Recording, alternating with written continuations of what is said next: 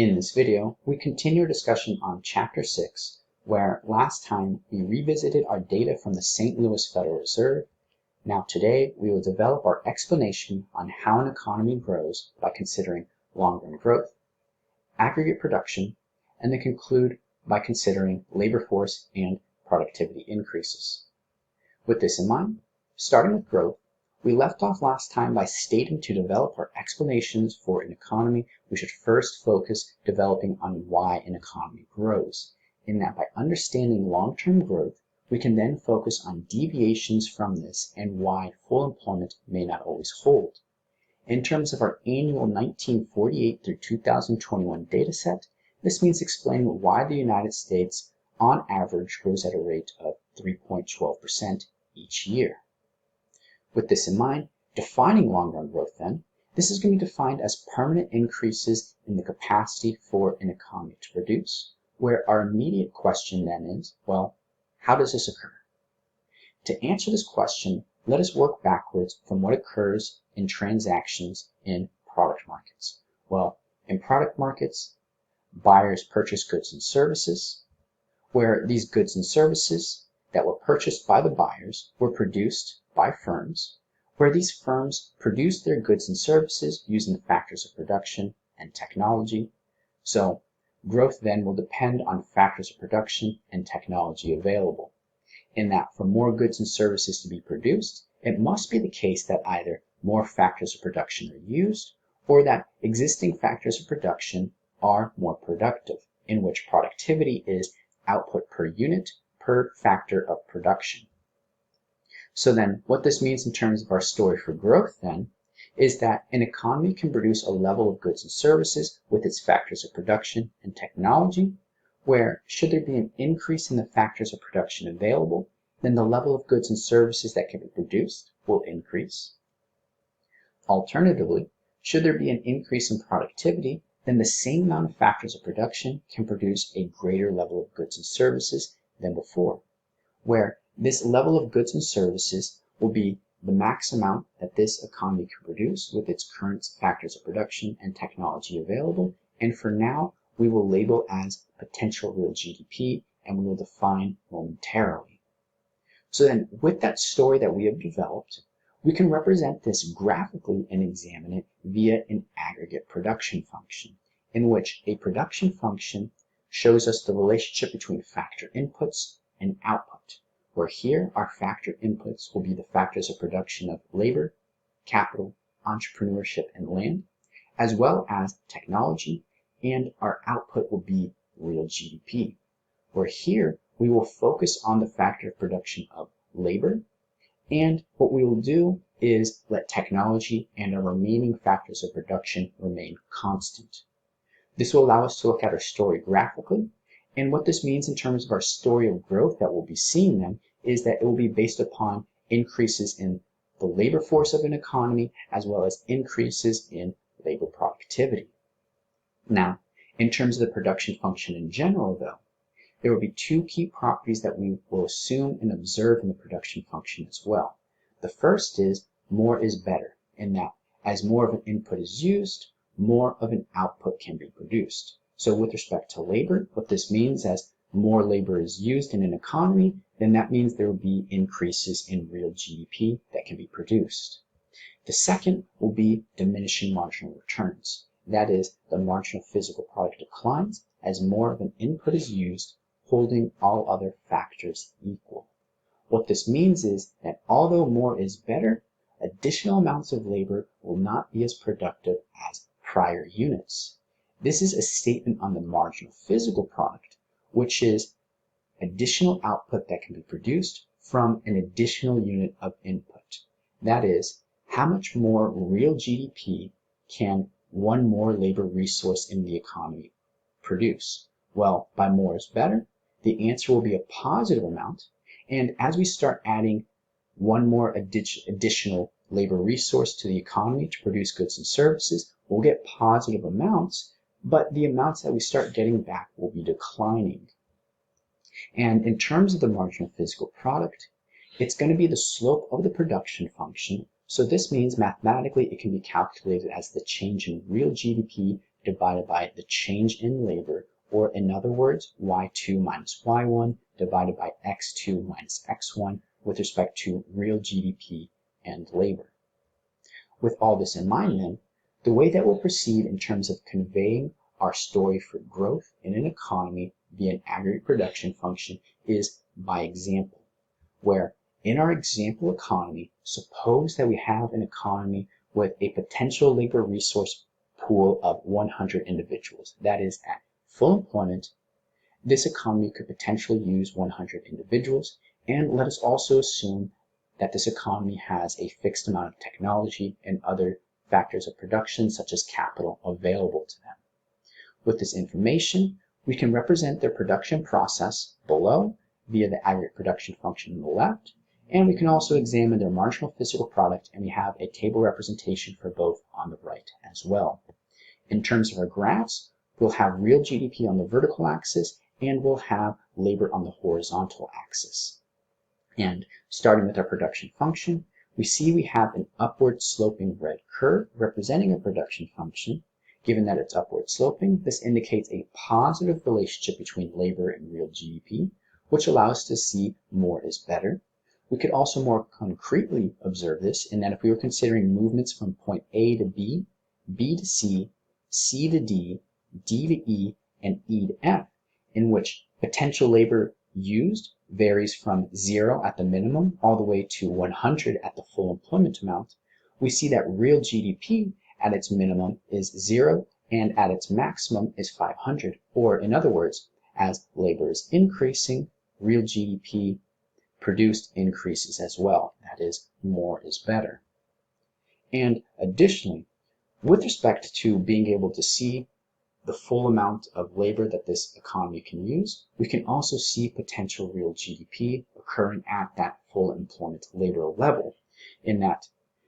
with this economy, with a potential pool of 100 individuals, we know that this is going to correspond to point F, in which if other factors of production were fully utilized, this economy could potentially produce $500 worth of real GDP. Now, with respect to potential real GDP, we mentioned that this was the limit in terms of what the economy could currently produce. And with respect to this limit, this economy may or may not actually be producing at these potential levels at the moment. Here we are just identifying it. And lastly, with respect to our aggregate production function, we can also observe diminishing marginal returns with our upward sloping but concave down production function. The concave down part allows us to see that more is better, but each additional unit of labor is not as useful as the prior unit. This is a bit easier to observe if we turn to our marginal physical product graph, in that we see that we have a positive everywhere curve, but we see going from points B to C, C to D, D to E, and E to F, that as more labor is added into this economy to produce real GDP, we see we get a positive amount, but in a declining fashion, which is what gives us this downward sloping curve and the downward concavity in our aggregate production function. We also see this in our table representation, and that going from A to B,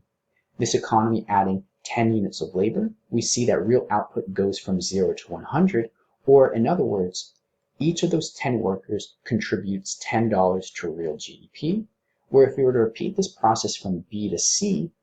in which 15 units of labor were added to produce $100 more in real GDP, going from $100 to $200, we see that each unit of labor of those 15 were able to produce $6.67 worth of real GDP. So once again, a positive amount, but not as much as those prior 10 units of labor could produce. If we were to repeat this process going from B to C, C to D, D to E, and E to F, we would see that we would get back positive marginal physical products, but they would be declining compared to our prior amounts. So this once again demonstrates diminishing marginal returns, or that more is better, but not as much as the prior units. So then overall what we have with our aggregate production function then is we saw that we could convey how goods and services were produced. We also saw that we could identify potential real GDP. which we will now define as the amount of real GDP that can be produced with full utilization of labor, as well as full utilization of other production resources such as capital and technology. And in terms of long-run growth, this is how we will identify long-run growth in an economy, in that there will be changes in potential real GDP. So then with this in mind, what this means is we can also then define short-run growth, which we can convey in our aggregate production function as well, in which short-run growth will be the utilization of existing resources better. In that, let us turn back to our graph real quick and distinguish what that is. So here, if long-run growth is going to be changes in potential real GDP, where for this economy, this is point F, 100 labor resources fully utilizing other production resources to produce $500 worth of real GDP. If this economy was not currently producing at point F, which we mentioned could be the case, then this economy would be producing somewhere below point F, such as A, B, C, D, or E, and which would be underutilizing its labor force of 100 individuals, meaning that it's producing below potential real GDP. And so short-run growth is going to be considering an economy that's producing at a point that it's underutilizing one of its resources, in this case labor, and movement to a better underutilized point, such as movements from point C to D, and movements from an underutilized labor force to a fully utilized labor force. That is going from below potential real GDP to potential real GDP. So then with that in mind, in terms of defining and distinguishing between short-run growth and long-run growth, and how we can examine short-run growth in the production function, let us now proceed to see how we can see long-run growth in our aggregate production function, which will be through changes in the labor force or through changes in productivity. Beginning with labor force increases, we have our aggregate production function on the left, in which in this case we're considering potential real GDP for this economy, which is the potential pool of 100 labor resources, fully utilizing other production resources to produce $500 worth of real GDP, corresponding to point F, in which this economy could or could not be currently producing at this moment, but this is their limit in terms of what they could produce. Now, in terms of the labor force, should it increase, then potential real GDP will increase as a result, where in this example, we'll suppose that it's the labor force going from 100 individuals to 135 individuals. And in terms of labor force increases, when we were discussing the labor force in a prior chapter, we mentioned that this change could occur due to factors such as immigration or young people entering the labor force for the first time. Supposing that this addition of 35 individuals to this labor force is through a combination of the two, we can turn to our aggregate production function on the right, in which now, in terms of our potential labor force, we're going from 100 to 135, so rightward movement on a horizontal axis. So then now moving upwards in terms of our production function, we see that we reach point G, where at point G, we see that $600 worth of real GDP could now be produced with this potentially larger labor force, fully utilizing its other production resources. And in terms of what this meant to display growth via labor force increases, this is looking at rightward movement along our production function. Now, moving on to productivity increases, should labor productivity increase, then potential real GDP will increase using the same amount of labor. We're here starting at the left, we have our aggregate production function, potential real GDP considered, 100 individuals, $500 worth of real GDP, and should the labor force of this economy become more skilled through on-the-job training or through education, or alternatively through production methods increasing due to technological innovations, then what can occur is that our existing labor force will find it easier to produce goods and services, even though the quantity has not changed. So in our example, let us suppose that the labor force became more skilled through on-the-job training and through education. Well, our labor force does not change, so then turn to our graph on the right, but they now find it easier to produce. So what will occur is our production function will shift upwards from production function to production function 1 in purple, where at our same amount of 100 labor resources, we see that we can go from point F to point G on our new production function, in which $600 worth of real GDP could be produced. So a strict increase from what we saw before. So in terms of growth from productivity, we see that the production function will shift upwards. With this in mind, next time we'll turn to looking at our data to give empirical support.